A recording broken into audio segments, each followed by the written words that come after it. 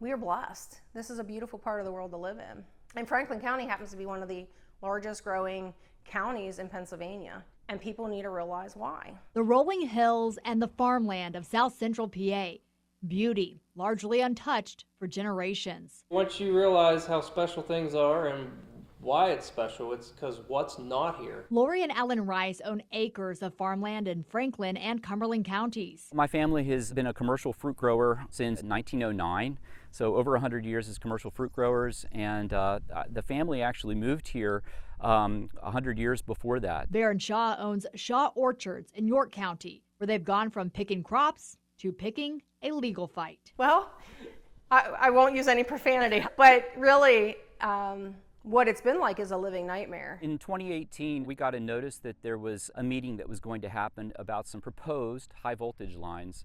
And I didn't think much about it at the time, but it kind of turned into a nightmare for us. That nightmare, a proposed project, the Pennsylvania, New Jersey, Maryland Interconnection, or PJM, called Transsource 9A. It originally included 2 sets of power lines, one in the east going through York County. They selected a route that would have gone right across the edge of my farm. And a second set in the west with nearly 30 miles of power lines going through Franklin County near Chambersburg. We've got a bullseye on our back because we got wide open spaces.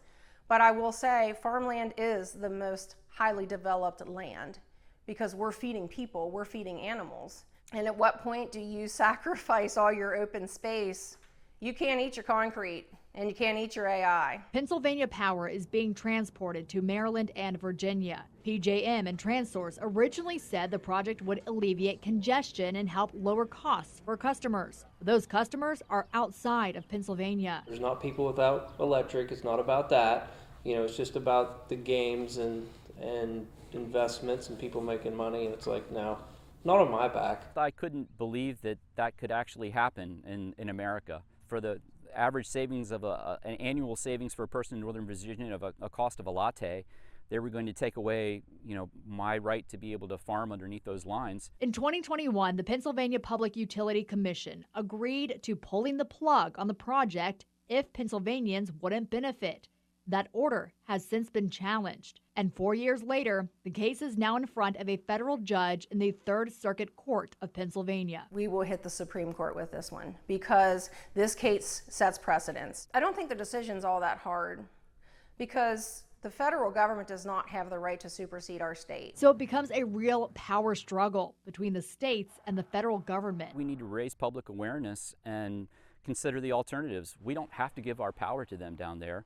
We don't have to have them continue to raise our prices. PJM and Transsource have abandoned the York County part of the plan, and the project has been suspended. But no matter the decision for Franklin County, their fight to protect Central PA will continue. We need to defend what is so beautiful, and we need to be able to keep our integrity intact because we won't get it back. I'm Candace Scalise, CBS 21 News.